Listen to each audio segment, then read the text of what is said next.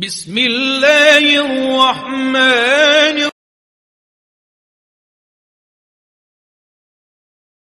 میرا جو عنوان ہے حضرت سیدنا امام اعظم ابو حنیفہ رضی اللہ تعالیٰ عنہ، آپ کا تذکرہ خیر، آپ کی سیرت کے مختلف پہلوؤں پر انشاءاللہ تعالیٰ گفتگو کرنے کی سعادت حاصل کروں گا۔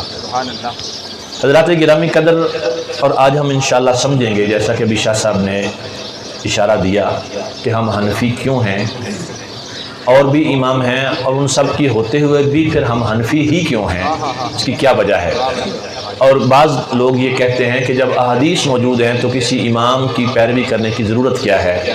تو انشاءاللہ اس پر بھی کچھ معروضات پیش کروں گا، اور امید ہے کہ آپ توجہ سے اور ذوق سے سماعت فرمائیں گے، اور ان باتوں کو اگر ذہن میں رکھیں گے تو انشاءاللہ تعالیٰ بہت سارے اشکالات اور بہت سارے مسائل جو ہیں وہ حل ہو جائیں گے۔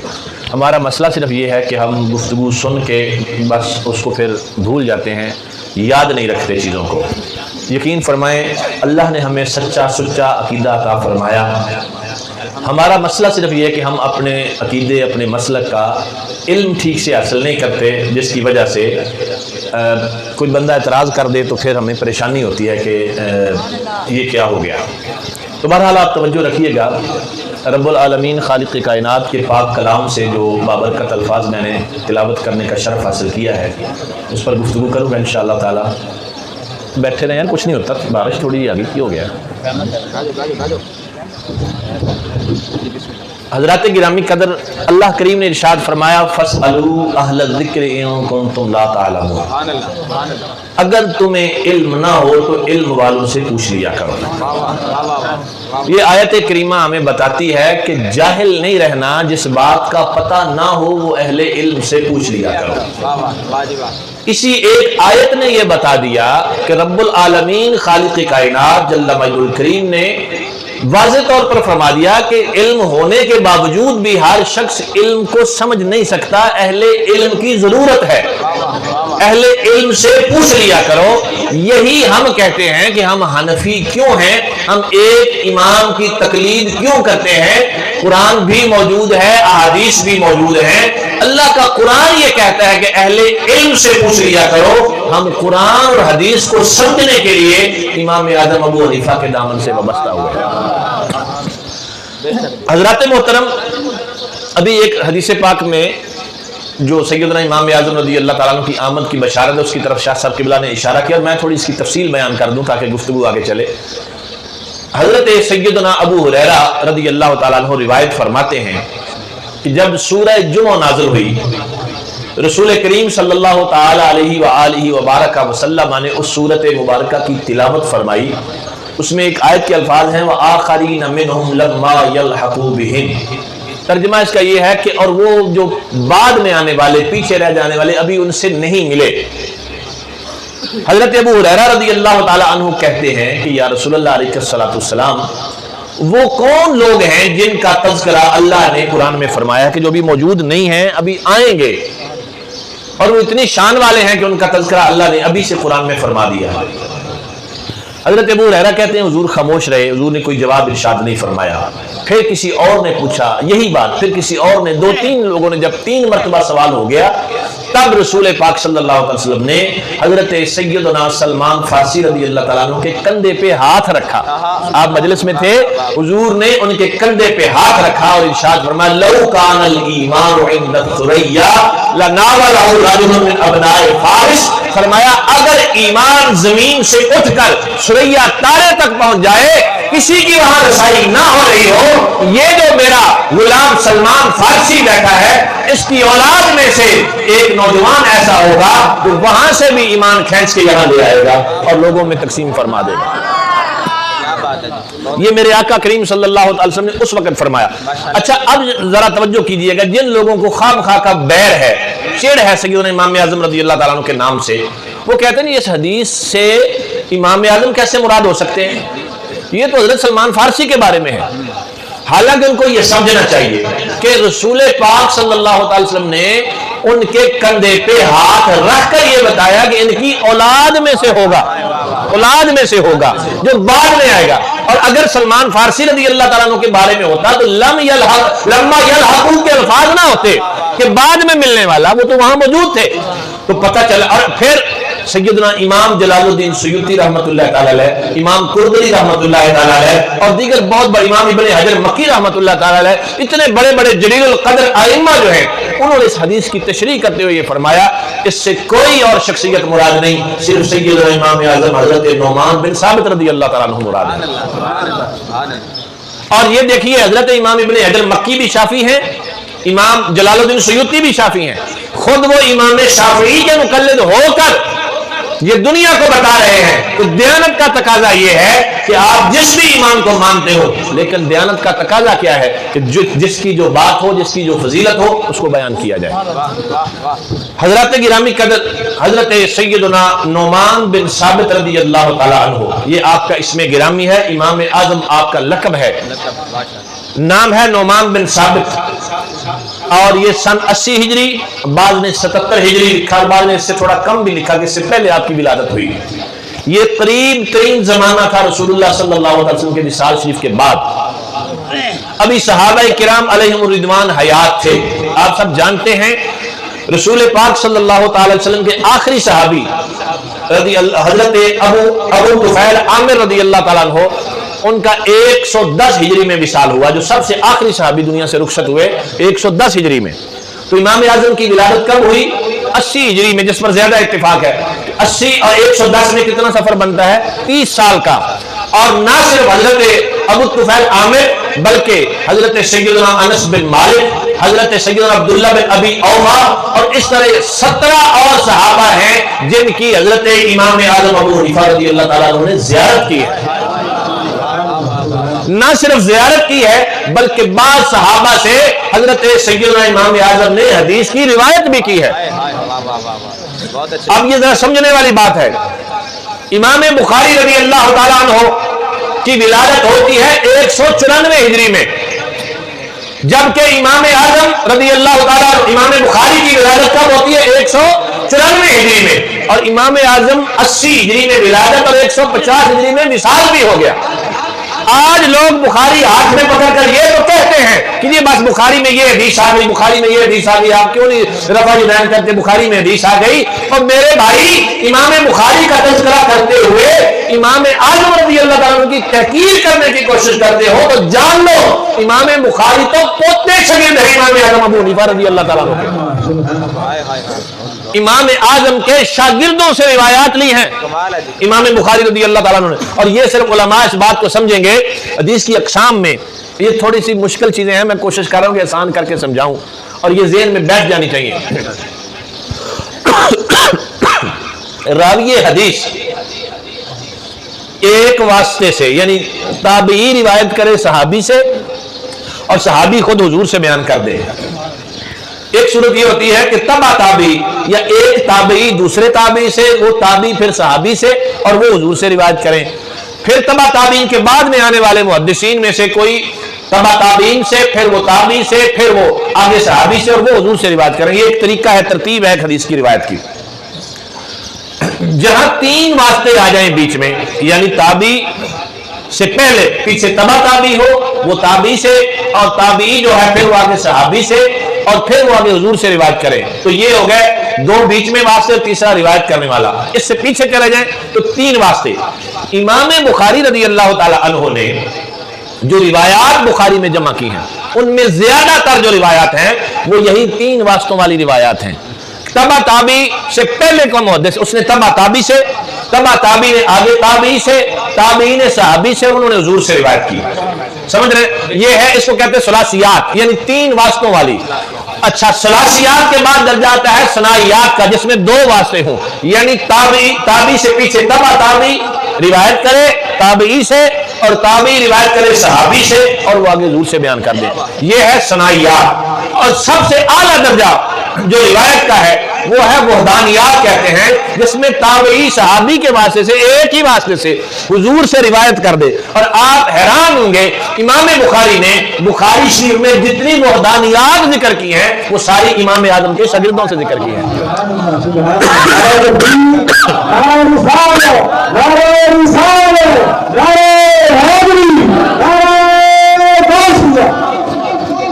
تو یہ مقام ہے حضرت سیدنا امام اعظم ابو حنیفہ رضی اللہ تعالیٰ عنہ کا. اور لوگ کیا کہتے ہیں، لو جی امام اعظم ابو حنیفہ کو تو 17 حدیثیں یاد تھیں. یعنی ظلم کی انتہا نہیں ہے. جن کے استاد، جن کے اساتذہ کی تعداد 4000 ہے، امام اعظم نے 4000 مشائخ سے استفادہ کیا ہے. اگر ایک استاد سے ایک حدیث بھی پڑھی ہوتی تو پھر بھی 4000 تعداد بنتی ہے. تو کہتے ہیں 17 حدیثیں یاد تھیں. اچھا پھر کیا کہتے ہیں، امام بخاری کو 6 لاکھ حدیث یاد تھی. 6 لاکھ میں سے 1 لاکھ صحیح حدیث اور 5 لاکھ جو تھی وہ ان کی سند میں مختلف معاملات تھے. تو انہوں نے اس 1 لاکھ حدیث میں سے صحیح بخاری شریف کو مرتب کیا. کہتے جی دیکھو امام صاحب کو معاذ اللہ ان کے بقول 17 حدیثیں یاد تھیں اور امام بخاری کو 6 لاکھ حدیث یاد تھی، اور پھر تم کہتے ہو امام اعظم کا درجہ امام بخاری سے زیادہ ہے. اب ذرا سمجھیے، پہلی بات یہ یاد رکھیے، جو رسول کریم صلی اللہ تعالی وسلم کے ارشادات ہیں جن کو ہم حدیث کہتے ہیں، ان کی تعداد ہے 4400. ٹوٹل جو محدثین نے جمع کی ہیں، جو حضور کے فرامین ہیں، ان کی تعداد کتنی ہے؟ 4400، 4400. احادیث کی کل تعداد صرف اتنی ہے. اب آپ کہیں گے جی آپ کیسی بات کر رہے ہیں، ابھی پہلے تو آپ نے بتایا کہ امام بخاری کو 6 لاکھ حدیث یاد تھی، مسند احمد بن حنبل میں 40,000 حدیث ہے، بخاری شریف میں 4000 سے زیادہ حدیثیں جمع ہیں، مسلم شریف میں 5000 حدیث. تو آپ کیسے کہہ سکتے ہیں کہ کل احادیث کی تعداد تو 4400 ہے؟ سوال ذہن میں آتا ہے نا، یہ ذہن میں رکھیے. اس کا جواب کیا ہے؟ جب ہم تعداد ذکر کرتے ہیں نا فلاں محدث کو اتنی حدیثیں یاد تھیں، اس کا یہ مطلب ہے کہ اتنی سند سے حدیثیں یاد تھیں. المتن وہی ہے حدیث، مثلا طلب العلم فریضۃ علی کل مسلم، یہ مشہور روایت ہے اور سارے پڑھتے ہیں، جو امام اعظم کو نہیں مانتے وہ بھی پڑھتے ہیں. اور یہ حدیث امام اعظم ابو حنیفہ رضی اللہ تعالیٰ عنہ نے حضرت عبداللہ بن ابی اوفا سے اور انہوں نے حضور سے روایت کی ہے. اچھا جی، اس طرح اور بھی حدیث ہیں. اچھا یہ متن کیا ہے؟ اتنا ہی ہے، طلب العلم فریضۃ علی کل مسلم، کہ علم دین حاصل کرنا، علم حاصل کرنا ہر مسلمان پر فرض ہے. اب امام اعظم نے ایک صحابی سے روایت کی، انہوں نے حضور سے روایت کر دی. اب آگے کسی اور نے روایت کی ایک اور واسطے سے، یہ اس کو عربی کی اصطلاحات میں، حدیث کی اصطلاحات میں طرق کہتے ہیں، فلاں طریقے نے فلاں طریق سے، یعنی جتنے واسطوں سے وہ حدیث روایت ہوتی جائے گی محدثین کی نظر میں وہ اتنی ہی حدیثیں کہلائیں گی. اگر ایک ہی حدیث کو 100 طریقوں سے 100 واسطوں سے روایت کیا جائے گا تو وہ 100 حدیث کہلائے گی، ایک نہیں کہلائے گی. ہے وہ ایک ہی. اچھا ایک روایت کو اگر 100 واسطوں سے روایت کیا گیا تو کتنی حدیثیں بن گئی؟ 100 حدیث. حالانکہ متن کتنا؟ ایک ہی ہے. یہ وجہ ہے کہ جب ہم کہتے ہیں کہ امام بخاری کو 6 لاکھ حدیث یاد تھی، ان کو 6 لاکھ اسناد یاد تھی حدیث کی، اور امام اعظم کو اتنی اسناد کی ضرورت اس لیے نہیں پڑتی تھی کہ وہ تو اس زمانے میں جی رہے تھے جب ڈائریکٹ صحابہ سے سن کر آگے امت کو بتا رہے تھے. وہ تو ڈائریکٹ صحابہ سے سن کر بتا رہے تھے. تو حضرت سیدنا امام اعظم ابو حنیفہ رضی اللہ تعالیٰ عنہ، شروع میں آپ کا کاروبار تھا اور تجارت کی طرف ذہن تھا. ایک دن آپ بازار میں جا رہے تھے، حضرت سیدنا امام شعبی رضی اللہ تعالیٰ عنہ رستے میں ان کی نظر پڑی امام اعظم ابو حنیفہ پر اور فرمانے لگے کہ کہاں جا رہے ہو؟ کہا جی بازار جا رہا ہوں. فرمایا تم اہل علم کی مجلس میں نہیں بیٹھتے؟ اور یہ حضرت امام شعبی کون ہے؟ انہوں نے 500 صحابہ کا زمانہ پایا ہے، 500 صحابہ کی زیارت کی ہے. وہ کہہ رہے امام اعظم کو کہ آپ اہل علم کی مجلس میں نہیں بیٹھتے؟ کہا جی نہیں، میں تو کاروباری آدمی ہوں، کاروبار کرتا ہوں. تو اس وقت حضرت امام شعبی رضی اللہ تعالیٰ عنہ نے فرمایا بیٹا اہل علم کی مجلس میں بیٹھا کرو، میں تمہارے چہرے میں جو نور کے آثار دیکھ رہا ہوں. رسول کریم صلی اللہ علیہ وسلم نے فرمایا اتقوا فراست المؤمن فانه ينظر بنور اللہ تعالی، مومن کی فراست سے ڈرا کرو، وہ اللہ کے نور سے دیکھ لیتا ہے. یہ فراست مومنانہ تھی حضرت امام شعبی کی کہ ایک دکاندار کو، ایک تجارت کرنے والے شخص کو یہ کہہ رہے ہیں کہ میں تمہاری پیشانی میں جو نور دیکھ رہا ہوں وہ تجارت میں نہیں ہے، بڑا تاجر بنانے کے لیے نہیں ہے، دنیا میں امام اعظم بنانے کے لیے ہے۔ تو حضرت امام شابی کا یہ قول سن کر، ان کی یہ بات سن کر، پھر کہتے ہیں کہ اس وقت کوفہ جو تھا وہ علم کا مرکز تھا، اور یہ حضرت سیدنا فاروق اعظم رضی اللہ تعالیٰ عنہ نے نیا شہر آباد کیا تھا، اور یہاں علم کہاں سے آیا یہ بھی سن لیجئے تاکہ بات سمجھنے میں آسانی ہو۔ حضرت سیدنا عبداللہ بن مسعود رضی اللہ تعالیٰ عنہ یہ وہ ہستی ہیں جن کو فقیہ رسول کا لقب ملا ہے۔ حضور کی فقہ صحابہ میں اگر کسی نے تفصیل سے بیان کی ہے تو وہ حضرت عبداللہ بن مسعود ہے۔ جب کوفہ آباد کیا تو اہل کوفہ نے حضرت فاروق اعظم رضی اللہ تعالیٰ عنہ سے کہا، حضور اب کوئی علم والی شخصیت بھی ہمیں عطا فرما دیں تاکہ ہمیں علم سکھائے۔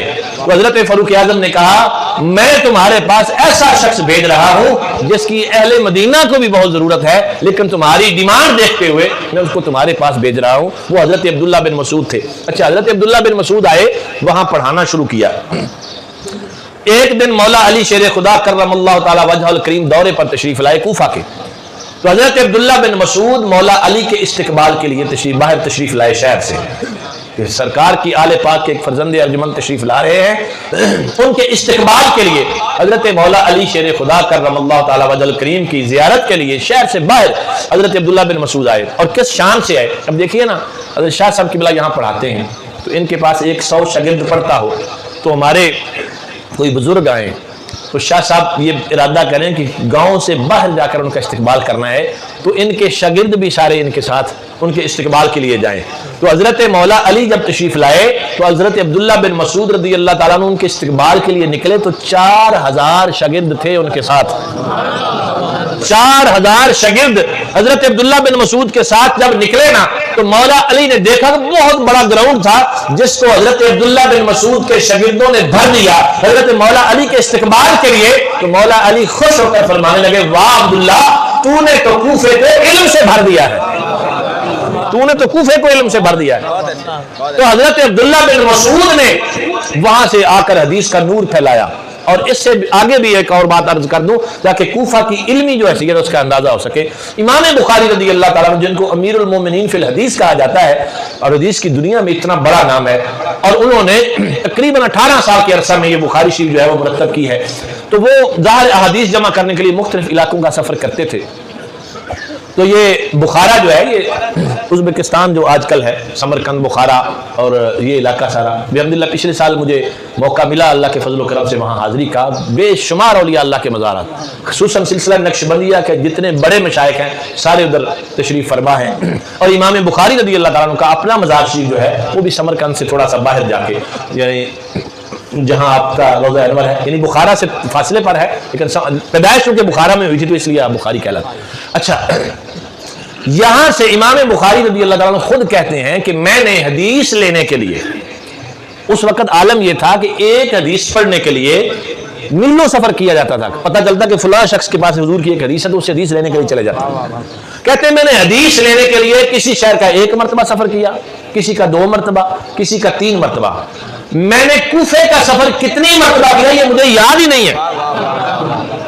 امام بخاری فرما رہے ہیں یعنی وہاں اتنا علم تھا حدیث کا، اتنا علم تھا کہ کتنے ہی مرتبہ گئے ہیں، کہتے ہیں مجھے یاد ہی نہیں ہے۔ بعد نے کہا کہ ہزاروں مرتبہ امام بخاری کوفہ میں گئے ہیں حدیث کا علم حاصل کرنے کے لیے۔ اس سے آپ کو اندازہ ہو گیا کہ وہ کوفہ کتنا بڑا علمی مرکز تھا، حدیث کا کتنا بڑا مرکز تھا۔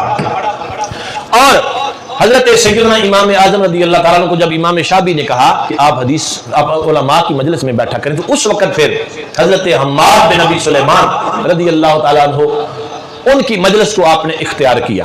اس وقت ایسے مدرسے نہیں ہوتے تھے جیسے آج کل مدرسہ ہوتا ہے نا، ایک ہی مدرسے میں کئی استاد پڑھا رہے ہیں، مختلف کلاسز ہو رہی ہیں، ایسا نہیں ہوتا تھا۔ کوئی علم والا شخص جہاں بیٹھ جاتا وہیں رونق لگ جاتی، یعنی جیسے جہاں شمع جل جاتی وہاں پروانے آ جاتے تھے، ایسا ہوتا تھا۔ تو آپ نے وہاں پڑھنا شروع کیا۔ اب آپ کا طالب علمی دور شروع ہوا۔ شروع میں آپ نے علم الکلام وغیرہ یہ جو عقائد کے مسائل ہیں ان پر پڑھنا شروع کیا اور مناظرے کیے۔ پھر سیدنا امام اعظم کہتے ہیں میں نے سوچا اگر یہ اتنا ہی ضروری کلام ہوتا، علم الکلام پڑھنا اتنا ضروری ہوتا تو صحابہ یہی پڑھتے۔ انہوں نے اس پر توجہ نہیں دی، انہوں نے تو حضور کی حدیث سے مسئلے نکال کر امت کے لیے آسانیاں پیدا کی۔ फिर कहते हैं मैं फिक्र की तरफ मुतवज्जे हुआ। अब जरा समझिए, हदीस की दुनिया में एक बहुत बड़ा नाम है हजरत सुलेमान आमश रदी अल्लाह ताला अन्हु। मिशकात शरीफ में उनकी बहुत सारी रिवायात हैं। ये हदीस पढ़ाते थे और ये जो फकीह लोग हैं ना, मसले बताने वाले, इनके खिलाफ थे। ये कहते बस हदीस पढ़ो, ये मसले बताने, ये फिक्र की कोई ज़रूरत नहीं है। अच्छा, इमाम आज़म अबू हनीफा इनके पास पढ़ते थे और यहाँ से हदीस पढ़ने के बाद फिर हजरत हम्माद के पास चले जाते, वहाँ जाके फिक्र सीखते। इत्तेफाक ऐसा हुआ कि एक दिन कुछ लोग मसला पूछने के लिए हजरत सुलेमान आमश के पास आए। बड़े थे, इलाके के बड़े आलिम थे, बड़े मुहद्दिस थे, लाखों हदीसें याद थी उनको, बहुत बड़े मुहद्दिस थे। तो उन्होंने मसला पूछने आए कि हुजूर एक मसला पेश आ गया, बड़ा अजीब मसला हुआ, कभी इससे पहले ऐसा मसला आया नहीं, तो हम बड़ी दूर से सफर करके आपके पास मसला पूछने आए। कहा पूछो। कहने लगे कि हमारे यहाँ एक छोटा बच्चा फौत हुआ, उसको एक खातून ने गुस्ल दिया। और ये मसला आप भी याद रख लें, जो बच्चा छोटा हो, जो मतलब छोटी उम्र का बच्चा, कुछ दिनों का या कुछ महीनों का या इब्तदाई सालों का भी अगर हो, उसको औरत भी गुस्ल दे सकती है, ये मसला है। और इसी तरह बहुत छोटी बच्ची, 1 दिन 2 दिन 5 दिन की अगर हो, उसको मर्द भी गुस्ल दे सकता है अगर कोई औरत मौजूद ना हो तो ऐसी सूरत में। अच्छा, बच्चा छोटा पैदा हुआ था, औरत ने दे दिया गुस्ल, लोग आए, कफन पहनाया, जनाजा पड़ा, दफन करके घर आ गए।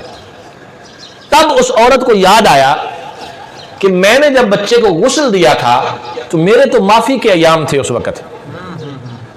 अब वो बंदे परेशान हो गए कि औरत ने नमाज नहीं जिन दिनों में पढ़नी, जिन दिनों में कुरान नहीं छू सकती, पढ़ नहीं सकती, रोजा नहीं रखना, उन दिनों में उसने गुस्ल दे दिया बच्चे को। तो अब उसके गुस्ल का क्या होगा? अब जनाजा पढ़ के कब्र भी बना चुके हैं, ये भी नहीं था कि चलो दोबारा ही दे लेते गुस्ल। अब कब्र खोद कर गुस्ल देकर दोबारा जनाजा पढ़ने से तो रहे। अब ये परेशानी आ गई।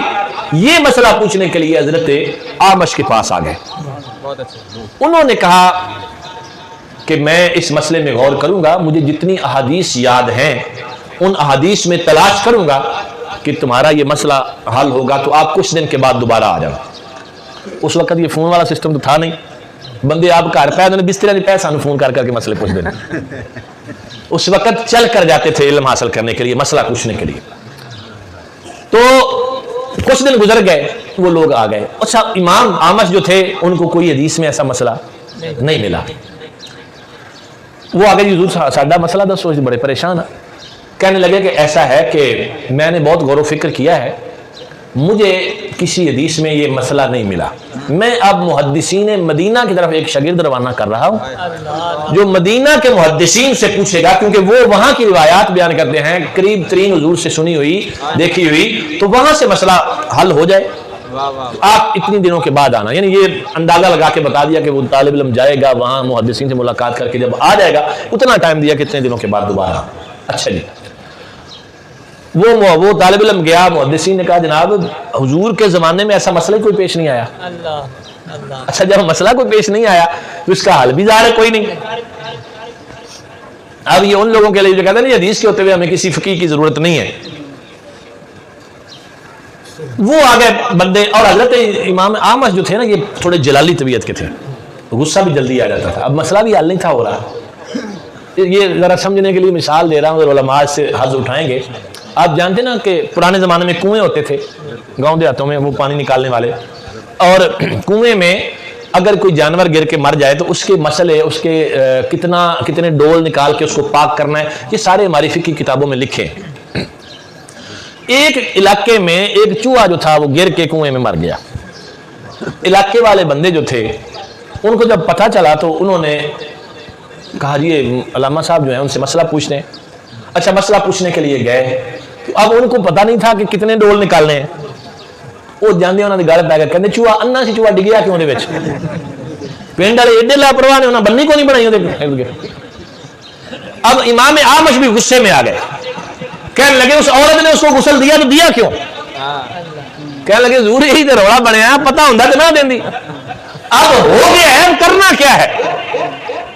अल्लाह अकबर कबीरा।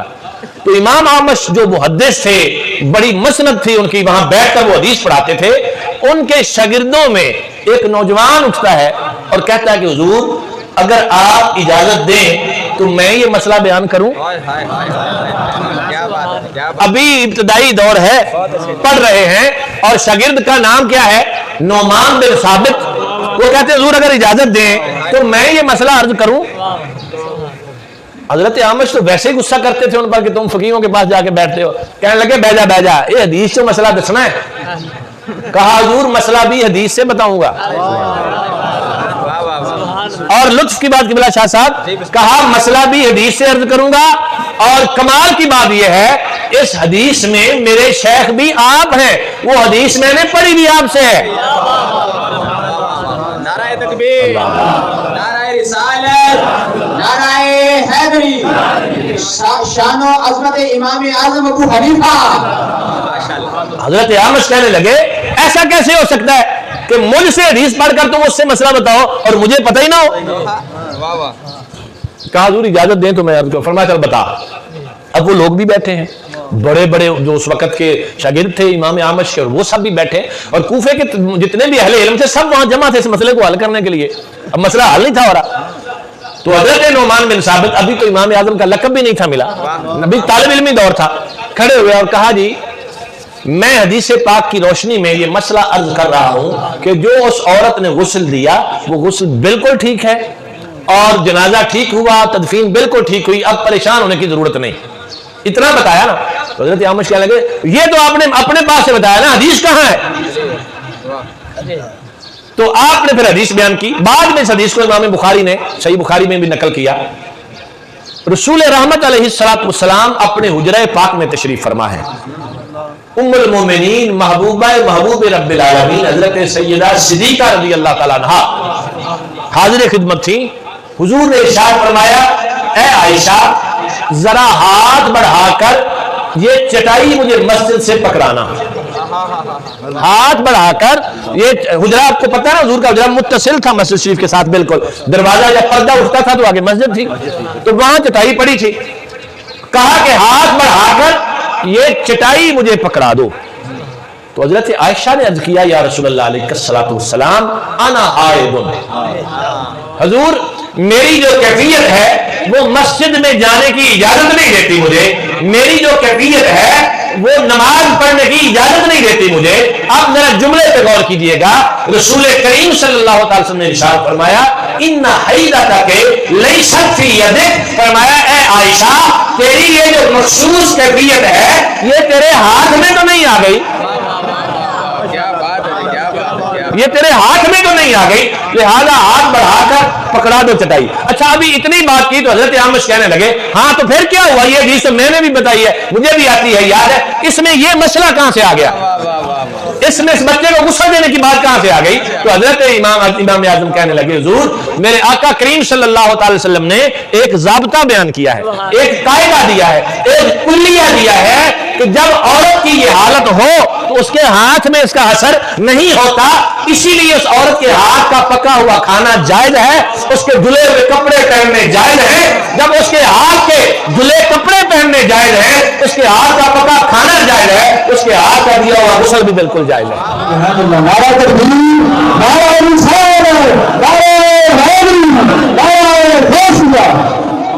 जब इतनी बात की तो हजरत इमाम आमश अपनी मसरत से उठे और इमाम आजम जो शागिर्द थे, अभी इब्तदाई दौर था, उनको सीने से लगाया, उनकी पेशानी पे बोसा दिया और एक जुमला कहा, फरमाया कि ए नोमान मैं तुम्हें फुक़हा की मजलिस में जाने से रोकता था, अब मैं कहता हूं जाया करो। या माशर फुक़हा अंतुम अतीबाओ व नहनु सयादिला, फरमाया ए फुक़हा के गिरोह असल तबीब और डॉक्टर तो तुम हो, हम तो मेडिकल स्टोर वाले हैं।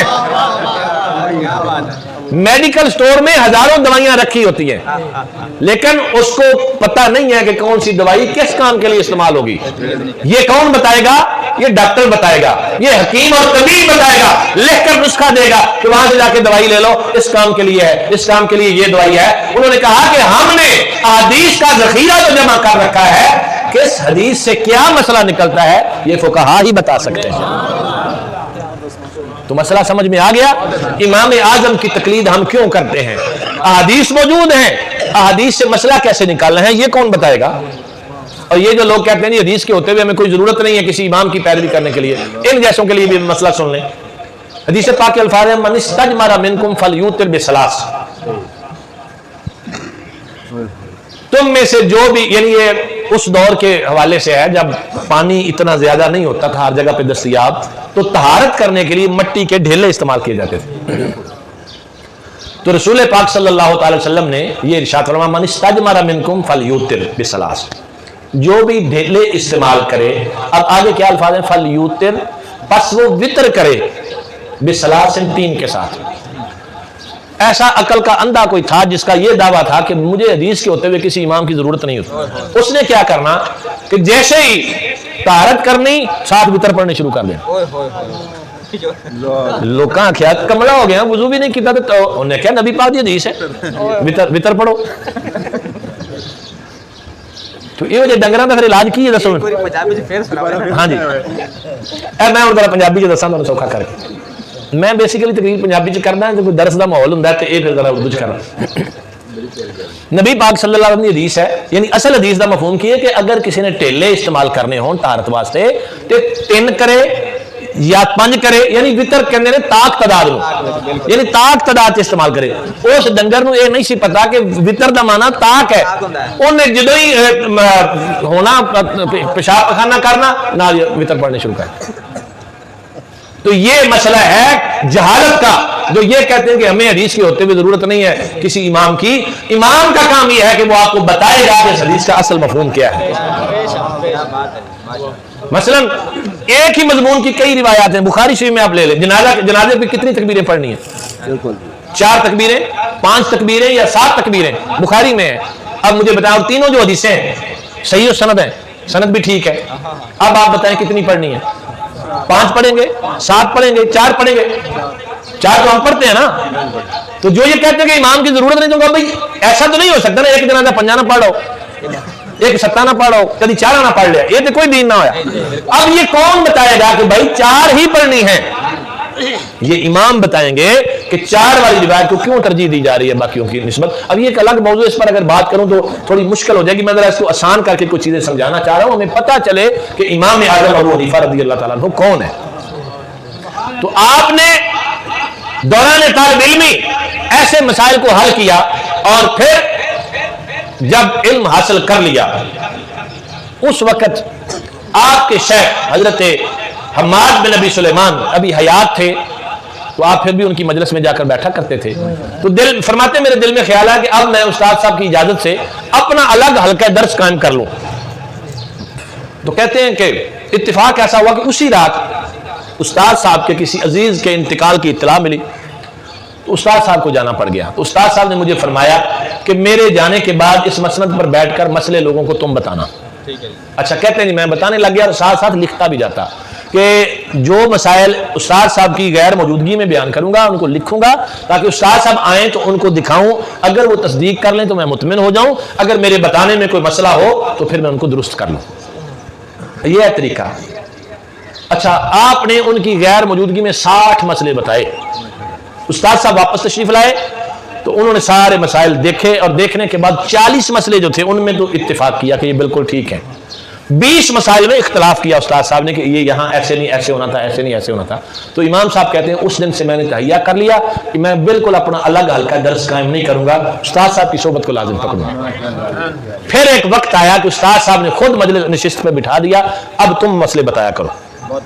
اچھا اب کئی لوگ، ایک دوسرا طبقہ بھی ہے، وہ یہ کہتے ہیں کہ حضرت امام جعفر صادق رضی اللہ تعالیٰ عنہ نے حضرت امام ابو حنیفہ کو روک دیا تھا فتویٰ دینے سے، کہ ہمارے ہوتے ہوئے کیا ضرورت ہے، تم فتویٰ نہ دیا کرو۔ تو اب یہ میں ایک روایت بیان کرنے لگا ہوں، آپ اس کو سن لیجئے اور پھر فیصلہ کیجئے کہ اہل بیت اطہار کے ساتھ سیدنا امام اعظم رضی اللہ تعالیٰ عنہ کی عقیدت کیسی تھی اور ان کا کرم کیسا تھا ان پر۔ مکہ شریف میں امام اعظم ابو حنیفہ رضی اللہ تعالیٰ عنہ حرم کعبہ میں بیٹھے ہوئے مسائل بتا رہے تھے، لوگوں کو فتویٰ دے رہے تھے۔ اچانک ایک شور اٹھا کہ حضرت سیدنا امام جعفر صادق رضی اللہ تعالیٰ عنہ تشریف لائے ہیں۔ اب دیکھیے بندہ مسند پہ بیٹھا ہو، لوگ مسائل پوچھ رہے ہوں، اور یہ پتہ چلے کہ حضور کی آل کا ایک شہزادہ آیا ہے، تو امام اعظم اس کو کہتے ہیں کہ سب کچھ چھوڑ کر ان کے استقبال کے لیے اٹھ کے کھڑے ہو گئے۔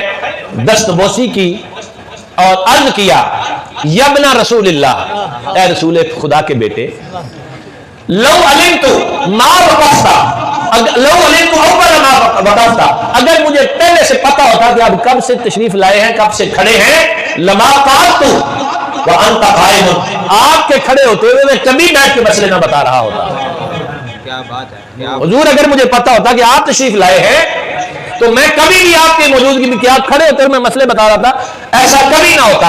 और मैं कुर्बान जाऊं उस खानदान की अजमत और शान के और उनकी अताओं के। उन्होंने फरमाया इजलिस, बैठ जाइए, वक्त नास, और लोगों को फतवा देते रहिए, अला हादा अदरी आबाई, मैंने अपने आबाओ अजदाद को इसी पर पाया है। अगर कोई इल्म फैला रहा हो तो हम रोकते नहीं है, हम कहते हैं इल्म फैलाते रहो, इल्म फैलाते रहो। सुभान अल्लाह, नारा तकबीर, नारा रिसालत, नारा हैदरी, नारा गौसिया, शान अबू हनीफा साहब। और फिर 2 साल तक आप वक्तन फवक्तन हजरत सय्यदना इमाम जाफर सादिक की खिदमत में हाजिर होते, आपसे फैज हासिल करते, और खुद आपने फरमाया लौला सनतान लहलकन नौमान, अगर ये 2 साल मेरी जिंदगी में ना होते तो नौमान हलाक हो जाता। और यही वजह है कि हजरत इमाम जाफर सादिक ने अपनी कोई फिक्र मुरत्तब नहीं की। अब ये जिम्मेदारी से कह रहा हूं, ये जो लोगों ने फिक्र जाफरिया बना रखी है, ये बना रखी है। इमाम साहब ने कोई फिक्र अपनी मुरत्तब नहीं की, बल्कि बाद रिवायात से ये पता चलता है कि वो इमाम आजम अबू हनीफा पे इतने खुश थे, उनसे फरमाया जो तेरी फिक्र होगी वही मेरी फिक्र होगी। असल में हजरत इमाम आजम रदी अल्लाह ताला जब तशरीफ फरमा हो गए, अच्छा अब देखिए ये उनकी कैफियत को मुलाजा कर, इतना बड़ा आलिम, एक एक रात में 20 मसाइल का कुरान और हदीस से इस्तिंबात करने वाला, और इबादत करने का आलम यह है कि सारी सारी रात अल्लाह के हुजूर क़याम में गुजारते हैं, रुकू में गुजारते हैं, सजदों में गुजारते हैं। अल्लाह का कुरान कहता है वल्लज़ीना यबीतूना लिरब्बिहिम सुज्जदन व क़ियामा, ये अल्लाह के प्यारों की शान है कि वो रातें ऐसे बसर करते हैं कि उनकी रातें अल्लाह के हुजूर क़याम करते, कभी सजदे करते और कभी रुकू करते गुजर जाती हैं। तो 40 से 45 साल का अरसा लिखा है आपके सीरत निगारों ने कि हजरत इमाम आजम रदी अल्लाह ताला अन्हो इशा के वजू से फजर की नमाज पढ़ा करते थे, सारी सारी रात इबादत करते थे। अल्लाह अकबर कबीरा। और तिजारत में ऐसे उसूल बना दिए कि आप का एक पार्टनर था, तो कपड़े का चूंकि कारोबार था, तो कपड़ा एक ऐसा आ गया उसमें कोई थान में थोड़ा नक्श था, तो आपका उसूल ये था कि आपने बताया हुआ था उस अपने साथी को भी कि जो भी चीज जैसी हो गाहक को बताकर बेचनी है। हमारे यहाँ क्या होता है कि चंगे चंगे खरबूजे अगे लाए ने, चंगे सेब अगे लाए ने, तो देने पीछों गले पा के निशापर से, हाँ जी। और बल्कि बाज़ औक़ात तो हराम खाने की ऐसी लत पड़ गई है हमारे यहाँ कि शापर बदल देते हैं, गले शापर बना के रखे होते हैं गले फ्रूट डालकर, और देते देते वो बदल देते हैं और घर जाके खुश होते हैं आज बड़ी दिहाड़ी लगी। और इमाम आजम अबू हनीफा रज़ियल्लाहु ताला ने क्या कहा, ऐब बताकर बेचना है कपड़े का। इत्तेफाक ये हुआ कि एक थान में ऐब था, आप नमाज पढ़ने के लिए गए, पीछे उस साथी ने बेच दिया, गलती से बताना याद नहीं रहा, ऐब वाला कपड़ा बेच दिया और बताना याद नहीं रहा। आप वापस आए, कपड़े देखे तो उसमें वो कपड़ा नहीं था, फरमाया वो कपड़ा बेच दिया जी, बेच दिया। फरमाया उसके ऐब का बताया था, कहा जी मुझे याद नहीं रहा। फरमाया आज की कितनी कमाई है, कहा जी 30,000 दिरहम, ये लाखों में बनते हैं, 30,000 दिरहम। फरमाया ये सारे के सारे राय खुदा में सदका कर दो, हम ये एक भी मशकूक दिरहम अपनी कमाई में नहीं रखेंगे। इनको कहते हैं इमाम आजम अबू हनीफा रज़ियल्लाहु ताला। तो आपने जब ये सिलसिला शुरू किया फिर पढ़ाने का, आपके पास जानते हो कैसे कैसे शागिर्द आए, उनमें एक नाम है इमाम मोहम्मद रज़ियल्लाहु ताला अन्हु का। ये छोटे थे, बहुत खूबसूरत थे, अभी दाढ़ी नहीं थी आई, तो पढ़ने के लिए आ गए। तो इमाम साहब ने फरमाया कि अभी नहीं, लेकिन शौक था पढ़ने का। तो इमाम साहब ने कहा चलो ऐसा करो कि तुम कुरान हिफ्ज करके आओ। मकसद था कि 2 साल लग जाएंगे, बड़ा हो जाएगा, थोड़ी दाढ़ी आ जाएगी तो फिर शामिल कर लेंगे। अच्छा अभी 7 दिन गुजरे तो कहा जी वो बच्चा फिर आ गया पढ़ने के लिए। फरमाया तुम्हें तो कहा था कुरान हिफ्ज करके आ जाना, कहा जी कर आया हूं। क्या बात है, क्या बात है। अल्लाह अकबर कबीरा। अच्छा फिर वो इमाम मोहम्मद रज़ियल्लाहु, ये इमाम साहब के शागिर्द की बात करने का, आपकी किताबें ऊंटों पर लदी हुई, कुतुब खाना आपका शिफ्ट हो रहा था, जा रहा था, लंबी लाइन लगी हुई थी। ये उस दौर की बात है जब किताबें कलम से लिखी जाती थी, कैंची से नहीं लिखी जाती थी। علماء جانتے ہیں قلم سے لکھی جاتی تھی. اور دوسرا اگر سمجھیں کمپیوٹر کمپوزنگ یہ وہ اتنا آسان ہو گیا اب, اس دور میں اتنا مشکل تھا. تو کتابوں کی کیفیت کیا تھی, ایک لمبا قافلہ جا رہا تھا اونٹوں پر کتابیں لدی. اچھا مسلمان کھڑے تھے رستے میں, یہودی آیا تو اس نے کہا کہ یہ کیا جا رہا ہے؟ ان کا جی یہ ہمارے ایک امام صاحب ہیں, ان کی کتابیں جا رہی ہیں. اچھا کیا نام ہے تمہارے امام کا؟ یہ ان کا نام ہے امام محمد رضی اللہ تعالیٰ. اچھا اب کتابیں گزرتی گزرتی آخری اونٹ پہ حضرت امام محمد سوار تھے. اس نے جب امام محمد کو دیکھا نا تو ساتھ والے کہا تھا یار مجھے جلدی جلدی کلمہ پڑھاؤ, مجھے کلمہ پڑھاؤ. اس نے کلمہ پڑھا. اس نے کہا کوئی اسلام کے بارے میں مجھ سے پوچھا تو کچھ ہے نہیں, کوئی سوال جواب تو کیا نہیں, کلمہ کیوں پڑھ لیا؟ اس نے کہا جنہ کا نکا محمد ایڈا سونا ہے محمد ایڈا سونا ہوئے گا. یہ امام اعظم کے شاگرد ہیں جن کو دیکھ کر لوگ کلمہ پڑھ رہے ہیں. اور آپ نے جیسے مسائل حل کیے اور بڑے بڑے دلچسپ مسائل, ابھی یہ جن کی میں نے بات کی امام اعمش, یہ بڑے سخت طبیعت تھے, جلالی طبیعت تھے. تو اس وقت ایسے حالات نہیں ہوتے تھے کہ فراوانی ہوتی تھی مال و دولت کی, ایسا نہیں ہوتا تھا سب کے پاس. تو معاشی طور پر اتنا کوئی کاروبار تھا نہیں, بس پڑھاتے رہتے تھے حدیث شریف بیٹھ کے سارا دن. تو گھر آئے تو بیوی نے کہا کہ آٹا ختم ہو گیا ہے.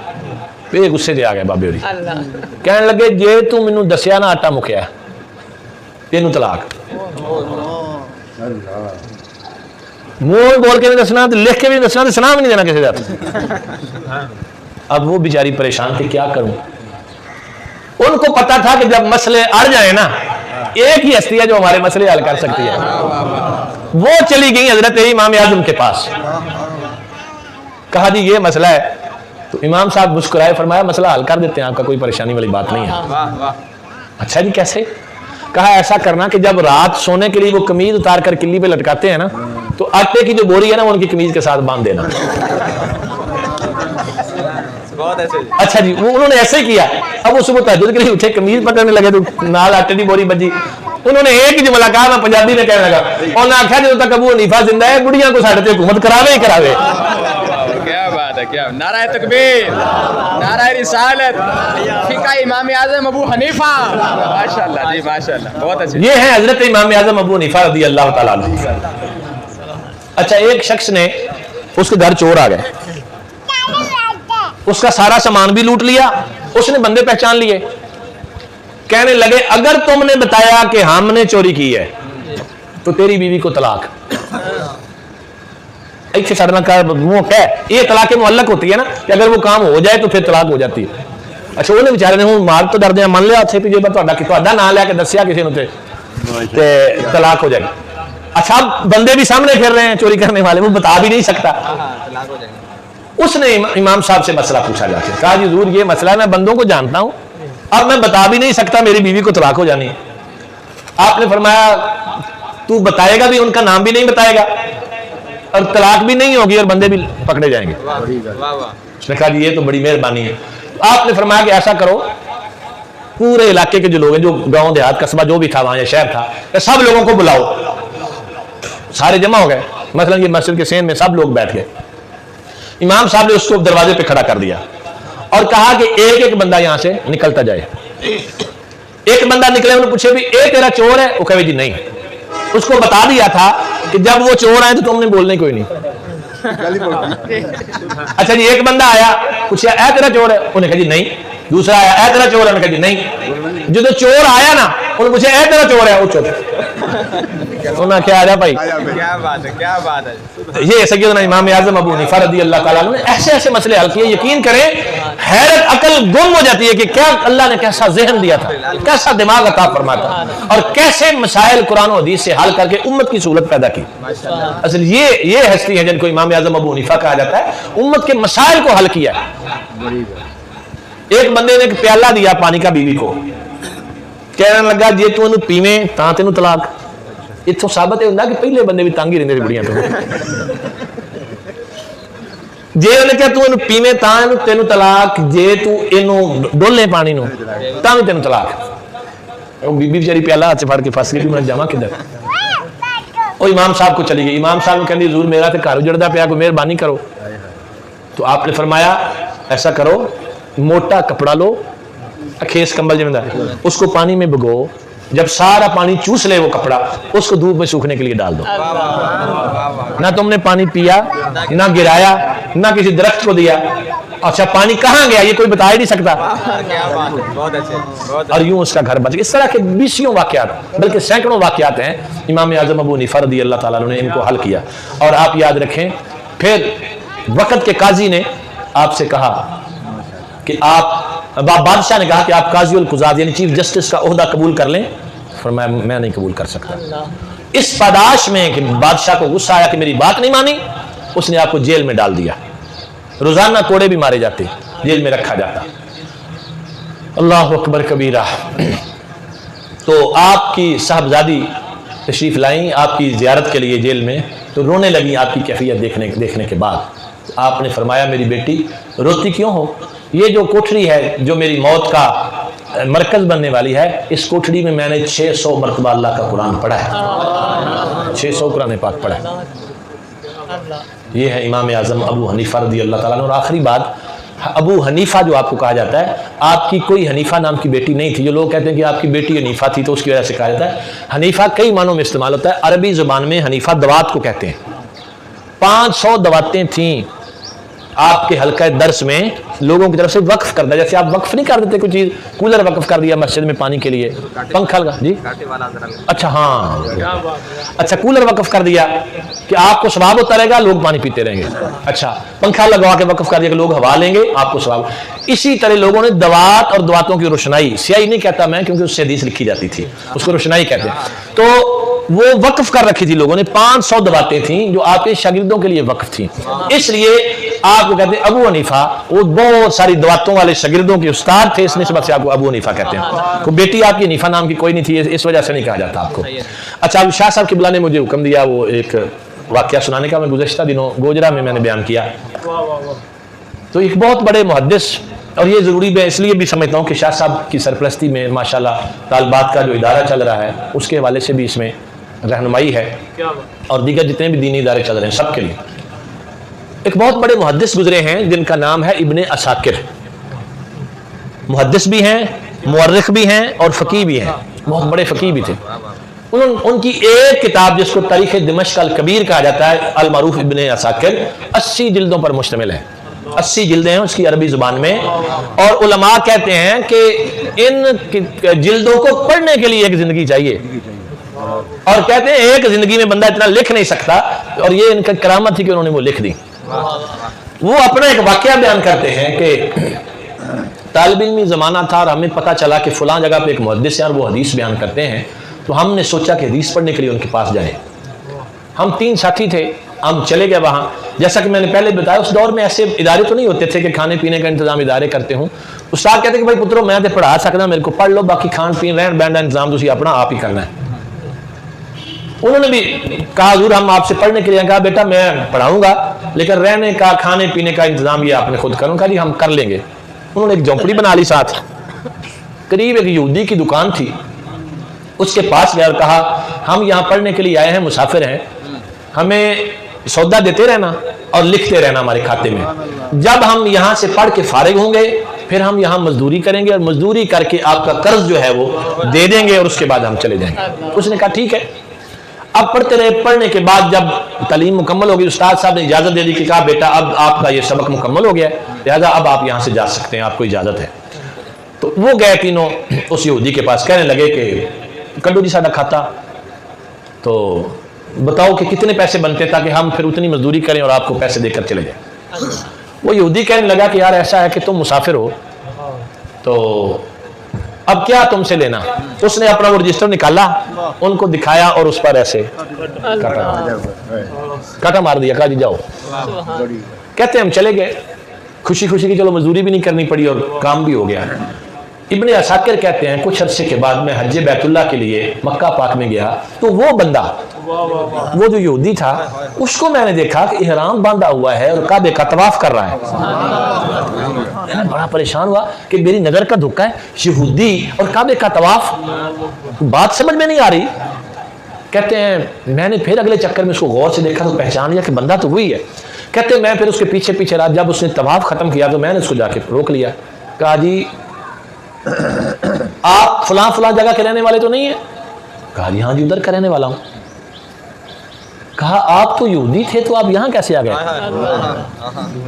یہ جب بات کی نا تو اس کو بھی یاد آ گیا، اس نے کہا ہاں میں یہودی تھا، ہوں نہیں۔ کہا بیٹا جب آپ لوگ وہاں پڑھنے کے لیے آئے اور آپ نے اپنا کھاتا طلب کیا اور میں نے آپ کا کھاتا دیکھ کر مسافر سمجھ کر آپ کے کھاتے کو کلیئر کر دیا، اسی رات خواب میں آقا کریم صلی اللہ علیہ وسلم تشریف لائے اور میں کیا دیکھتا ہوں محشر کا میدان لگا ہوا ہے، تو میرے سامنے مدینے کے چاند تشریف فرمان مجھے فرماتے ہیں کہ وہ ذرا کھاتا نکالنا، کیسے تو نے میرے بچوں کا وہ کھاتا صاف کیا تھا؟ کہتے ہیں وہ میرے سامنے وہ رجسٹر تھا، میں نے کہا حضور ایسے، تو حضور نے فرشتوں سے فرمایا ادھر کھاتا لے آؤ نا ذرا، تو فرشتے لے کے آئے تو حضور نے ان پہ ایسے کر دیا، میرے گناہوں کے کھاتے پہ حضور نے ایسے ہاتھ پھیر دیا اور مجھے کلمہ پڑھا کر حضور نے مسلمان کر دیا۔ تو اس روایت کے تحت محدثین لکھتے ہیں کہ اللہ اتنا غیرت مند ہے، اللہ اپنے دین پہ کیا ہوا کسی کا احسان رکھتا نہیں ہے، اللہ اس کا بدلہ موقع پہ دے دیتا ہے۔ تو ایک یہودی شخص نے اگر دین کے طالب علموں کے ساتھ اتنی معاونت کی، اللہ نے اس کو ایمان بھی عطا فرمایا اور گناہوں سے نجات بھی دے دی، تو ایک مسلمان اگر کسی دینی طالب علم کے ساتھ، دینی ادارے کے ساتھ تعاون کرتا ہے، اللہ کے لیے یہ مت سوچنا کہ ہمارے رزق میں کمی ہو جائے گی، بلکہ آپ کا رزق بھی بڑھ جائے گا اور آخرت میں اللہ رب العالمین خالق کائنات کی طرف سے جنت کی بشارت بھی نصیب ہوگی۔ سائیں توکل شاہ امبالوی رحمۃ اللہ تعالی علیہ، امبالہ ہندوستان میں، پرانے لوگ جانتے، شاید کوئی امبالے کا رہنے والا بیٹھا بھی ہوگا تو ہجرت کر کے اگر آئے، جیسے گرداسپور اور یہ جی ہے نا امبالہ، امبالہ میں ایک بہت بڑے بزرگ گزرے ہیں سائیں توکل شاہ امبالوی رحمۃ اللہ تعالی علیہ، بڑے صوفی درویش تھے اور بڑے امیر تھے۔ ان کے دسترخوان لگتے تھے، لنگر چلتا تھا ان کا، شہر کے مختلف علاقوں میں جگہ جگہ پہ دسترخوان لگتے تھے۔ ایک رات خواب میں حضور تشریف لائے اور فرمانے لگے توکل شاہ اللہ کی دعوت روز ہی کر لینا، ساڈی دعوت نہیں کردا، اللہ کی دعوت روز کردا، ساڈی دعوت ہی کوئی نہیں کردا۔ اٹھے اور پریشانی کے عالم میں کہ یہ خواب کیا ہے، اس کی تعبیر کیا ہوگی، بڑا پوچھا، علماء سے پوچھا، تعبیریں بتانے والوں سے پوچھا، لیکن کوئی مسئلہ حل نہیں ہوا۔ درود شریف میں اضافہ کر دیا جو پڑھتے تھے۔ کچھ دن گزرے، سرکار نے پھر کرم فرمایا، پھر یہی فرمایا توکل شاہ اللہ کی دعوت روز کر لینا، شادی کر دے کوئی نہیں۔ ہاتھ جوڑے عرض کیا حضور میں کیا اور میری اوقات کیا اور میرا مال کیا، حضور سب کچھ آپ کا ہی تو ہے، آپ فرمائیں نا حضور آپ کی دعوت کیسے کرنی ہے۔ میرے آقا کریم صلی اللہ علیہ وسلم نے فرمایا یہ جو تم مخلوق خدا کو کھانا کھلاتے ہو یہ اللہ کی دعوت ہے، الخلق و عیال اللہ، مخلوق اللہ کا کنبہ ہے، اور اگر میری دعوت کرنا چاہتے ہو تو علماء اور طلباء کی دعوت کر لو، یہ میری دعوت ہو جائے گی۔